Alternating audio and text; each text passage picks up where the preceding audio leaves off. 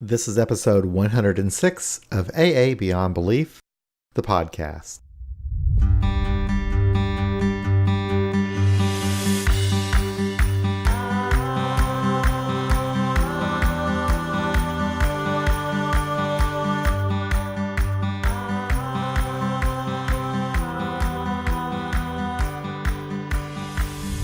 This episode features a recording of a talk I gave at the Paseo Group for their annual holiday Alkathon. It's something I do every year, or have been at least for the past 4 years. This was kind of fun. As I was speaking, one of my early sponsors, I believe he was my second sponsor, walked into the room, and it kind of changed the trajectory of my talk a little bit, but it was really a special night, and I'm glad I had the opportunity. I hope you enjoy the podcast. Hi, I'm John. I'm an alcoholic. Hi, John. I'm glad that I'm here. This is the 4th year in a row that I've been able to speak at the Paseo's Alkathon, and I want to keep this up. And I almost missed it because I swear to God, I was in my pajamas. I was ready to go to bed thinking it's going to be tomorrow at midnight. But then my alarm came on and said, "Oh, you're going to be speaking at the Paseo Group." I thought, dang. So I rushed up here as quick as I could. I sped up on Highway 71. But there were still people driving faster than me, and I thought I was going pretty fast. There's no speed limit on 71, it seems. But I'm glad to be here. So I didn't really prepare anything because I thought I had some time to think about what I was going to say. So I'm just going to share my story and talk about some things that are on my mind. I think about the program a lot, and there's been a few steps I've been thinking about that I might want to talk about a little bit. But just to qualify real quickly, I've been sober for 30 years. I got sober, my last drink was sometime around July 20th of 1988. And yeah, it's pretty good. 1988, yes. So this will take a while. But my situation was I just turned 26. But my situation was that I drank out of control pretty much from the beginning, but the last 5 years of my drinking were pretty bad. I was a blackout drinker, and I drank pretty much like every other day. I was either drunk or sick, and I started getting DWIs, and I got my third DUI in '88, and I was getting like one a year, and that third one cost me my job and my apartment and everything else I had, which wasn't a whole lot. But I remember when I was getting fired from my job because they found out about this DUI, and I used to drive their vehicles, and they knew I had 2 DUIs already, and they told me if I ever got another one, they'd have to fire me. And they also thought that I had a drinking problem because they had often talked to me about it and offer me help. They'd tell me that they could get me into a treatment center, I could go there and come back and so forth. But I told them that I didn't have a problem. I guess I didn't really believe that I did. I thought I could somehow get it under control, but when they fired me, they reminded me of all these offers of help that they gave me. And they also reminded me of all the times that I didn't show up or came in not looking so well and didn't keep my word and all of that. And so they told me they had to let me go. And I sat there in their office with tears coming down my cheeks, and I said I just didn't know I had a problem. And when I said that, that was as honest as I could be at the time. I didn't think I had a problem. I didn't know I had a problem, is what I told them. But now that I'm in AA, I think the truth was I couldn't admit that I had a problem. I always knew, but I just couldn't admit it. I wanted to somehow. I lied to myself and everyone else. So. When they fired me, that's what propelled me to my very first AA meeting. And it was the Downtown Nooners Group. At the time, they were meeting at 11th and Grand. And I walked in there, and I was the first one in the room. They had the 12 steps and the 12 traditions on the wall. And one thing that kept me from getting help was my age. I was pretty young. The first time I thought that I should go to Alcoholics Anonymous, I was 19 years old, and I told myself it was ridiculous. No, I'm too young, and so I didn't go. I thought to be an alcoholic, you had to really get up there in years, I suppose. But I looked at the 12 steps and the 12 traditions, and that first step, we admitted we were powerless over alcohol, that our lives had become unmanageable. I just thought those words described perfectly the situation that I was in at the time. I couldn't think of any better way to put it. And that third tradition, I saw that the only requirement for AA membership is a desire to stop drinking. And I had that. It wasn't like I wanted to stop drinking. It was I had to stop drinking because I could not take it anymore. Life was unbearable. So that gave me hope. It was like I didn't have to worry about how old I was and if some doctor would diagnose me as an alcoholic or whatever. I knew that I found a place where I belonged. And then people filtered into the room and they introduced themselves and they gave me coffee and they gave me a first step meeting. And that was a powerful experience because it was the first time in my life that I ever heard somebody call themselves an alcoholic. And I remember when I heard that, it was like shocking that someone would make that admission. But then they shared their stories with me. And some of what they went through was almost identical to the problems that I was having as far as how I drank and the problems I was having in my life. Some of them were really different. But the one thing that was the same was how we felt about our drinking. Man, I could really relate. But what was more powerful about that meeting was that the people that were telling me these stories were sitting there in suits. They had jobs. They were clean. They had homes. It looked like their lives were together. And they were talking about the past. And some of them even laughed. And it was like I could tell that they had gotten out of this thing. So I was like immediately filled with hope. And they told me to come back, so I did. And I guess I'm really very lucky.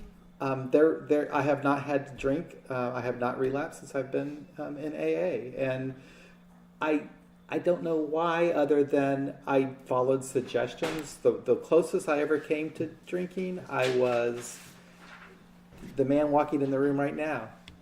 John was my sponsor. And I called him one night. I was 2 years sober. Yeah, you might remember this, John. I was 2 years sober, and I had this thought in my mind that I was going to buy a bottle of apricot brandy. I don't know why I thought of apricot brandy. I think it was some memory from high school. I was going to get that bottle, and I was going to put it in my coat pocket so it would be there when I needed it. And I had this thought in my mind, and I just couldn't get it out. And then one day, I went to a liquor store to get that bottle. And I was in that store, and I was nervous and scared. And I turned around, and I went home, and I called John, sitting right here. And I can't remember what we talked about, but I told him that I went to a liquor store, and I was ready to buy a bottle. And I talked to him, and I no longer wanted to buy a bottle. And that could have saved my life. I don't know what would have happened had I not called him. Had I not called him, what would have happened the next day or the next day? So that's how it works. And that's why I haven't drank, is because of doing things like that. I don't have any control over this. Even after all this time, there could be thoughts to drink. But I really stay involved in AA. And as long as I do, I feel like I can use I have some sanity over it now, I suppose, as long as I do these things that were suggested to do that I've been doing. So nice to see John. Yeah. I haven't seen John for a long time, but he took me through the big book.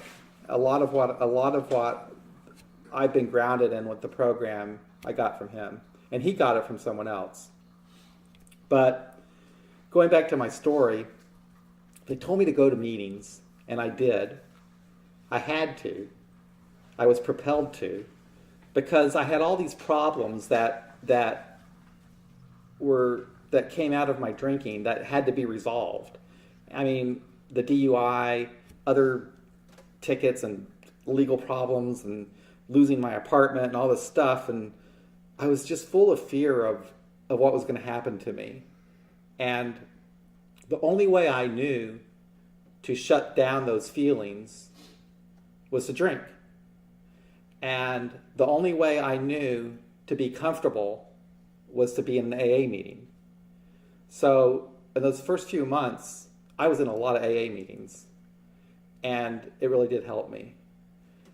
After about 6 months or so, that might be about the time I approached John, I think.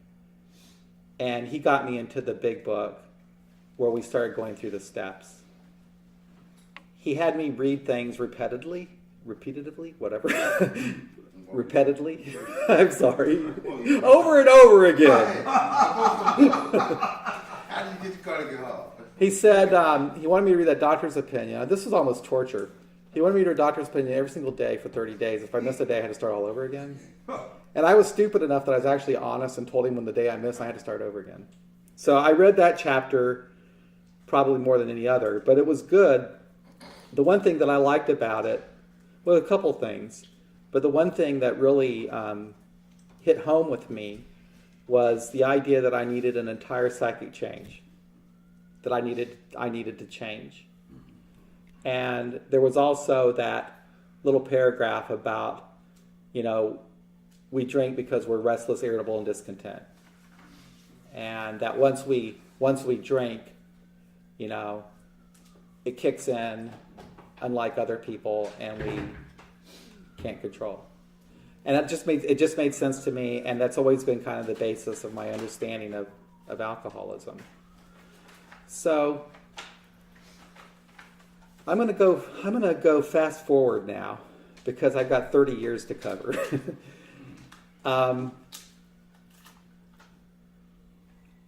Life was good. I was going to meetings at P3, and things were getting better. The first 10 years of my sobriety, I think most of my life was spent surrounded by AA people, going to meetings. Almost everybody I knew was in AA. They were my friends. Sometimes I'd go to meetings at P3 just to meet up with people to go to a movie or something. I mean, it was really the center focus of my life.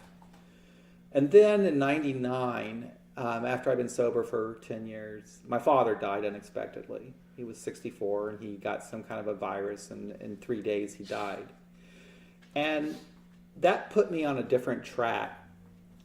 I didn't abandon AA, but I realized that there I was 35 years old, and I had never really accomplished any of the things that I thought that I would accomplish in my life, like going to school and getting married and buying a house, and these things like that. So at that time, that's what I did. I enrolled in school, I got a degree, I bought a house, got better jobs, ended up getting married. And for the first time, my life, AA was still the bedrock, it was still the foundation of my life, but it wasn't my entire life. And I was beginning to meet people from other walks of life, and I was learning in school different things and how to think critically and so forth. And so my thinking began to change a little bit, and I wasn't going to as many meetings, but I was doing fine. And I think that's what the program was for, was so that I could recover my life, and I could do the things that I couldn't do because of my drinking. So after this 10 year, this went on for quite a while, this period of time. I got married and so forth, and so I start getting back into going to meetings on a regular basis again. But there's been a real change with me. During the time that I was working with John, I was praying every day. They had me doing the drill. I'd get on my knees and I'd pray in the morning, and I'd pray at night. But I stopped that sometime after my dad died. I stopped all the praying, and I started having these creeping doubts about whether or not there was even a God. And I would go to meetings, and I knew the lingo, John taught me. I knew what to say in meetings that would get the heads to pop up and down with approval, and that's pretty much what I did. But I wasn't telling people I wasn't praying. I wasn't telling people that I was having these doubts. And then after I hit 25 years of sobriety, and I realized I'm an atheist. And it scared me because I thought, how am I going to do AA? And so I got out the big book, which has always been the foundation of my recovery, and I looked at it a little bit different. You know, John used to always have me highlight everything in the book, which is great. But this time what I did, I started crossing stuff out. So what I did, I went through the book, and any reference to God or spiritual, supernatural thing, I would cross it out. And when I did that, what I noticed was underneath that were the real life experiences that I had and the practical action that I was taking. And it made sense to me, like the big book says, that this is a practical program of action. That it doesn't matter what I believe. I respect and honor people of faith who believe that there's a God that empowers them to do these things. That's important, and I never would want to take that away from them. I'm empowered by you. I'm empowered by the people in the rooms. And I can tell you that that's probably the only difference. The experience is the same. When I look at the first 3 steps, for example, these kind of set me up for the rest of the program. And I kind of think that those first 3 steps are a description of what kind of happens to us organically, naturally, through the recovery process. We get to a point, I got to a point, where I gave up. I need help. I admit I have a problem. Step 1. I came to believe that there was hope for me in AA. Step 2. And I made a decision to work the program. Step 3. I went on with step 4 and 5 on down. So for me, I don't see the difference. Now, I started sharing my new outlook at P3, and sometimes I might not have done it well, and sometimes it seemed like the literature was contradicting some things that I believed in. Like, for example, the reading of How It Works, I didn't like that. There were a lot of things I didn't like. Remember, I was crossing stuff out in the big book. And so, you know, I got to the point where I don't think the guys at P3 made me feel this way, but I didn't feel comfortable there anymore. I didn't really feel like I could be who I was now. But I was doing some research, and I found that since 1975, there have been special interest groups in AA for agnostics and atheists. And so I started one here in Kansas City, the We Agnostics group. It's an AA group like any other. We just don't open and close with a prayer. And we believe that just creates an environment where everybody's welcome. It just takes it takes that one obstacle that people might have away. And we just share and help each other. We work the steps, we sponsor, we do everything that any other AA group would do. But it makes a big difference for us to not have to use the Lord's Prayer or any kind of other prayer in the meeting. But it really makes a difference for the new person who who is, even if they're religious sometimes, they don't want to have their religion brought into their recovery. And it's a totally individual choice. Some people want to use that, some people don't. Right. So we give them that option. Exactly. So anyway, a couple of things I've been thinking about lately that I wanted to talk about, because I do think about the steps a lot.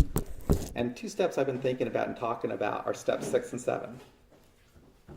And these are really important steps, I think, because this is really where the work gets done. Now, I know they say that we get ready for God to take our defects away, and then He does, I suppose. But the way that I see it is there's work that I need to do. And I like the way that Bill Wilson described these steps in the 12 and 12 as a character building process. And that's how, for a long time, I've been looking at it, as the building of character. I identified these problems in steps 4 and 5. So in steps 6 and 7, I need the willingness to take the action to do something about these. And sometimes I think of these as just traits, personality traits that I need to change. But I recently had a conversation with a friend of mine, a fellow atheist, and she told me, she said, you know, these character defects were coping mechanisms. These were these were behaviors that I used to cope with my addiction. And these things made my life difficult even without drinking. And I need to find a different way to cope with life. So I need to be willing to have these coping mechanisms replaced with healthy behaviors. And that's how she sees it. And it got me thinking that, wow. And she said, you know, what she tells her sponsees, she says, just work on one. Just work on one at a time. And that just really seems like good advice, because as you work on one, you might not completely take care of it, but you're consciously aware that there's an area there that you want to improve upon. And that might bring up another one and another one and another one. So those two steps really they really keep me engaged if I think about it, because I have to stop and think about my behaviors and how I'm acting and what I want to change. So anyway, I've been thinking about that a lot lately. Something else I've been thinking about is the importance of service. This was actually impressed upon me again. This guy here, he had a lot to do with who I am today. But we used to go on old-fashioned 12-step calls. And John remembers a time when we went over to some guy's house. Remember Rob? We took him to the hospital, and blood everywhere, and we did things like that. And you know, if we weren't doing that, we were making coffee or we were cleaning out ashtrays, and you know that was a big deal. You know, any time that we were asked to go speak somewhere, that's what we did. You know, so service is important. And I've been thinking about this a lot. Service is important to the Paseo Group, I know for a fact, because when I go to the area assembly and when I go to district, the Paseo Group is always represented. And so when we were starting our group, We Agnostics, I wanted my group to have the same sense of service as the Paseo Group does. I wanted to kind of pattern after you guys. And I'm kind of proud now that when we go to area assembly, there are 3 of us that go there now. And we're now on our 3rd generation of GSRs. And what I find with this level of involvement, this is service outside the group. How it's helped me is it's given me a connection to others in AA that aren't like me. It gets me out of my little bubble, out of my own group, and it gets me interacting and talking to people from other groups. And it's good for me and it's good for them, because we can have conversations and we can see what we have in common. And I think that focusing on those things that we have in common are critical to this whole idea of unity in AA, which is essential if any of us are going to survive in this fellowship. So when I go to area assembly, I work with people from other groups, and they might be all kinds of different religions. It doesn't matter. We don't care what we believe. There's work that we need to do, and we get together to get the work done. And the work is for the benefit of Alcoholics Anonymous, and the work is for the benefit of the person, the still suffering alcoholic out there who wants help. And that's all we want to do, is we want to find a way to better help the still suffering alcoholic. And there's so many people out there that we still need to reach. And there's so many problems that are going on. And, you know, our society is changing so much. There's all kinds of different ways of reaching people now. And it's really, for me, it's fun to be involved, and it's exciting to be involved in this whole idea of working with people to, you know, further our work. I'm also blown away by the quality of the people that I meet at Area Assembly who have represented us at the General Service Conference in New York, our area delegates. And what really amazes me is the people who served as area delegates in years past still go to Area Assembly to help us out. They still show up to let us know how things work. And that's really critical, because if we didn't have their experience, we would just be fumbling around with this book trying to figure things out. And I'm realizing that that's the same thing that happens at the group level. We have to have the old timers, and I guess I'm one now, who can sit around and let people know how things work, you know. And we also need the people who have done trusted servants positions within the group to back up the people that are doing it now, to let them know how it's done. And I just think it's important, because this is how the group functions, you know. From the very beginning, our group had business meetings, and the group decides what it's going to do, you know. And it's been a great experience. Being part of creating a new AA group has been the greatest experience of my life. And that sounds extraordinary to say something like that, but it really is the truth. I get to see people get their lives together and make friends. And my favorite part of the meeting, I think, is when I leave at night and I see the younger people gathering around smoking cigarettes. And they probably shouldn't smoke, but they're smoking cigarettes and they're talking and they're forming friendships. And they're doing what I was doing when I was young and I was starting out, was forming those bonds with those people that I could pick up the phone and call when I need to. And I see that, and I almost get chills that, wow, you know, that starting this group is helping these people. And we laugh, and we, you know, like every AA meeting does, we have a good time. We get serious when we need to. You know, it's a beautiful thing. So I also got to learn a lot about myself and other things in life that with that group. You know, when you start an AA meeting, you know, you have the benefit of just you and one other person, right? So we can do things however we want to. We can set it up. This is how our meeting's going to be. But then other people start coming in, right? And they might want to do things a little bit different. And so if the group is really going to survive, those of us who started the group have to stand back and let go and let the rest of them have it. And I was able to do that, and it's the best experience. And I'm so glad that that's the way I did. If I had tried to hold on to control, that group would not exist. It would just die. So anyway, a lot of stuff to learn. And how long am I supposed to speak? If you want, you can have him speak. He in your group? You know what? Would you like to speak, John? Yeah, I will. Yeah, he's not from my group, but I love this guy. Like I say, you know, I haven't seen him for a long time. He was like one of my first bosses.